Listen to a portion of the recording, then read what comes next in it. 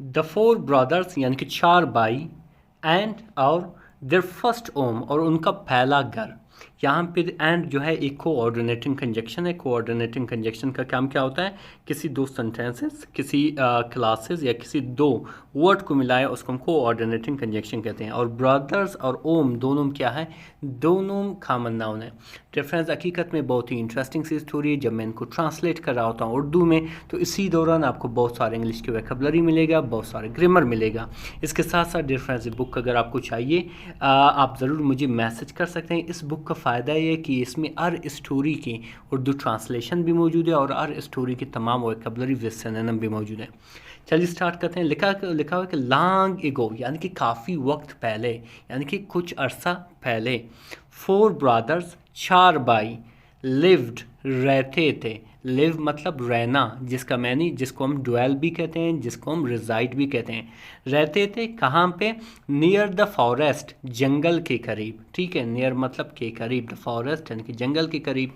दे वर poor, वो काफ़ी गरीब थे। वो क्या थे? वो गरीब थे। दे मतलब वो, पुअर मतलब गरीब थे। बट काइंड लेकिन मेहरबान थे, लेकिन अच्छे थे। तो क्या हुआ कि वन डे एक दिन, द एल्डेस्ट ब्रदर यानी कि सबसे जो बड़ा भाई है, ठीक है, सैड कहा, क्या कहा? कि we must build a home, हमें ज़रूर बनाना चाहिए एक घर। बिल्ड मतलब बनाना, जिसे हम कंस्ट्रक्ट भी कहते हैं, बनाना या तामीर करना।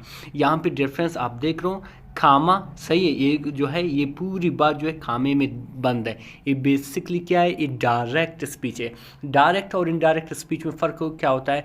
डायरेक्ट स्पीच उसको कहा जाता है जब किसी के अल्फाज को उन्हीं अल्फाज में वापस कहो तो उसको हम डायरेक्ट स्पीच कहते हैं। इनडायरेक्ट स्पीच उसको कहा जाता है जब किसी के अल्फाज को अपनी अल्फाज में जब आप बोलते हो तो उसको हम इनडायरेक्ट स्पीच कहते हैं। ठीक है, तो बेसिकली डायरेक्ट स्पीच है। उसने क्या कहा था? उसने कहा हमें ज़रूर एक घर तामीर करना चाहिए। वी कैन नॉट लिव, हम नहीं रह सकते हैं। कैन नॉट लिव, नहीं रह सकते। जब भी कभी भी कैन नॉट या कैन आ जाएँ तो समझ लेना वहाँ पे उर्दू ट्रांसलेशन में आपको सकना इस्तेमाल करना चाहिए। For example, I can not go to school, मैं स्कूल नहीं जा सकता। I can not eat food today, वो आज खुराक नहीं खा सकता। ठीक है, वी कैन नॉट लिव, हम नहीं रह सकते। अंडर द ओपन स्काई यानी कि खुले आसमान में। ओपन स्काई मतलब खुले आसमान में या बिना छत वाले जगह पे।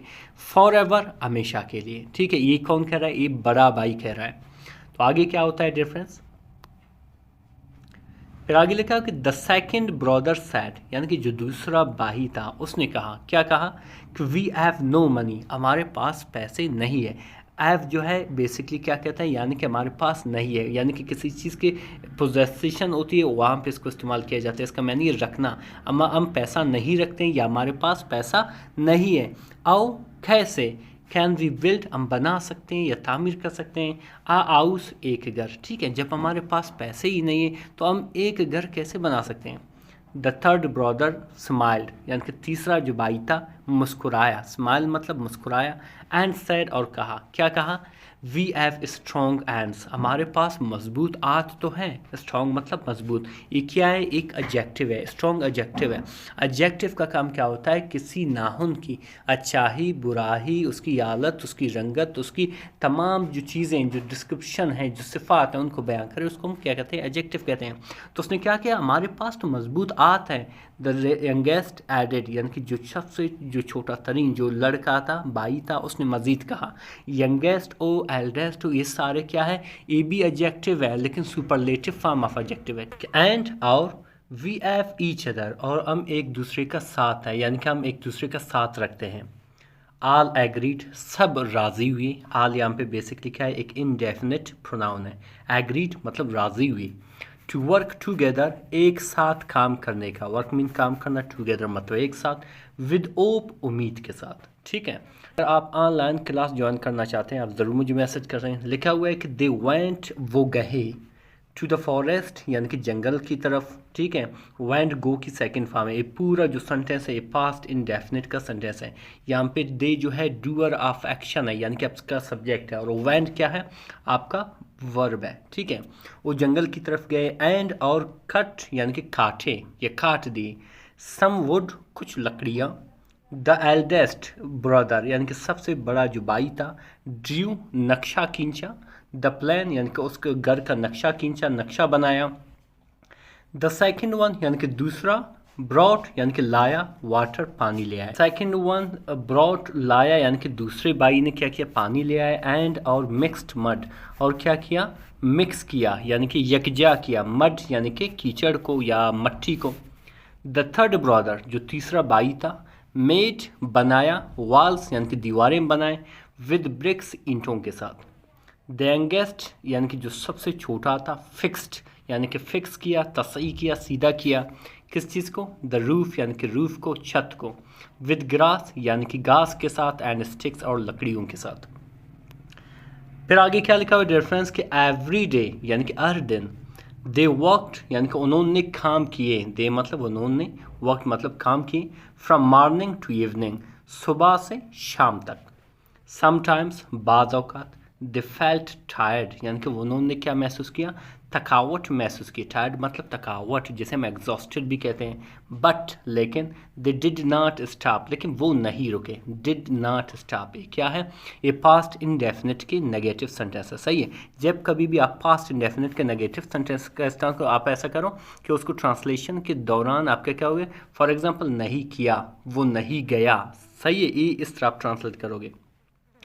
दे हेल्प्ड उन्होंने मदद की, ईच अदर एक दूसरे को, एंड और नेवर और कभी भी नहीं, आर्ग्यूड यानी कि झगड़ा किया या बहस किया, यानी कि उन्होंने एक दूसरे की मदद की और कभी भी झगड़ा नहीं किया, बहस नहीं किया।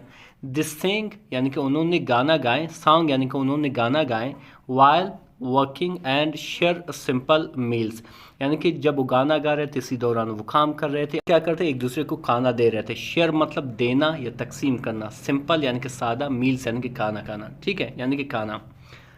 फिर आगे क्या लिखा हुआ रेफरेंस, आफ्टर मैनी डेज यानी कि बहुत से दिनों बाद, ठीक है, आफ्टर मीन के बाद, मैनी यानी कि बहुत से, डेज यानी कि दिनों के बाद। द स्मॉल हाउस यानी कि छोटा सा घर, स्मॉल एक एडजेक्टिव है, ठीक है, हाउस आपका कॉमन नाउन है, एक स्मॉल एक छोटा सा घर, वाज रेडी यानी कि तैयार था। इट एड वन डोर यानी कि इसके पास क्या थी, एक दरवाज़ा थी, ठीक है, एड मीन रखता था, वन डोर यानी कि एक दरवाज़ा रखता था, फोर विंडोज़ और चार खिड़कियाँ थी, एंड और अ सॉफ्ट मैट और उसके अंदर एक हल्का सा, एक कह सकते हो एक सादा सी मैट थी, चादर थी, टू स्लीप ऑन उस पर सोने के लिए। इट वॉज नॉट बिग ये बड़ा नहीं था, बट लेकिन it was full of love and peace लेकिन ये जो घर था फुल था, भरा हुआ था, ठीक है, कच्चा कच था, किस चीज़ से, लव से, मोहब्बत से, एंड पीस और सुकून से। रेफरेंस यही इंपॉर्टेंट चीज़ है कि किसी घर में मोहब्बत और उस पुरसुकून हो, वही उस घर में आप रह सकते हैं। फिर आगे लिखा हुआ कि द ब्रदर्स यानी कि जो भाई थे, लुक्ड एट देयर होम यानी कि देखे, लुक्ड मतलब देखे, एट देयर होम यानी कि अपने घर पर, एंड और स्माइल्ड और मुस्कुराया। द यंगेस्ट सैड यानी कि सबसे छोटा जो लड़का था, भाई था, क्या कहा, सैड मतलब कहा, वी बिल्ट हमने तामीर की, हमने बनाया, दिस इसको यानी कि इस घर को, विद आवर हैंड्स अपनी हाथों से, एंड अर्स और अपनी दिलों से। द एल्डेस्ट एडेड यानी कि जो सबसे बड़ा भाई था, एडेड यानी कि इस बात को मज़ीद जारी रखा, क्या कहा कि इट्स नॉट गोल्ड और सिल्वर, ये गोल्ड यानी कि ये सोने और सिल्वर यानी कि चांदी के नहीं है, बट बल्कि इट्स आवर ट्रेजर बल्कि ये हमारी कीमती चीज़ है, ठीक है, ट्रेजर कहते हैं कीमती चीज़, ख़जाना है, ये हमारा ख़जाना है। फ्रॉम दैट डे उस दिन से, द फोर ब्रदर्स यानी कि चारों भाई, लिव्ड रहे, हैप्पीली खुशी से। सही है, यहाँ पे हैप्पीली डिफरेंस क्या है, हैप्पीली बेसिकली यहाँ पे एडवर्ब है, और वो भी adverb of manner. Adverb of manner का काम क्या होता है कि किसी सेंटेंस में ये आपको बताता है कि ये एक्शन किस तरीके से हुआ है।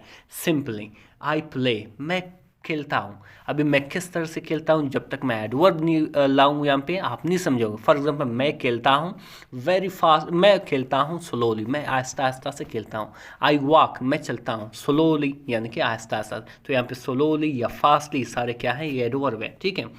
तो वो क्या, तो चारों ब्रदर जो थे रहे खुशी से, इन देयर लिटिल हाउस अपने छोटे से घर में। दे प्रूव्ड उन्होंने साबित किया, प्रूव मतलब साबित किया, दैट कि लव एंड यूनिटी, मोहब्बत और एकजही या मोहब्बत और इत्तेहाद, कैन बिल्ड बना सकता है, तामीर कर सकता है एनीथिंग, कोई भी चीज़। रेफरेंस जो मॉरल ऑफ द स्टोरी है, यानी कि इस सबक से हमें क्या मिलता है, जो अखलाकी सबक हमें वो क्या है, वो सिंपली है कि वैन यानी कि जब, वी वर्क टुगेदर जब हम एक साथ काम करते हैं, इवन अत्ता के स्मॉल एंड्स, अत्ता के छोटे छोटे जो हाथ होते हैं, कैन बिल्ड बना सकते हैं बिग ड्रीम्स, बड़े बड़े ख्वाब। रेफरेंस हकीकत में बहुत ही इंटरेस्टिंग सी स्टोरी थी। इसमें हमने बहुत सारे इंग्लिश की वोकैबुलरी सीखी, बहुत सारे ग्रामर स्ट्रक्चर सीखी। इसके साथ साथ किस तरह चीज़ों को ट्रांसलेट करना है ये भी आप सीखें। मज़ीद इस तरह के वीडियोस देखने के लिए हमारे चैनल को ज़रूर सब्सक्राइब करें। मिलते हैं अगले वीडियो में। अल्लाह हाफिज़।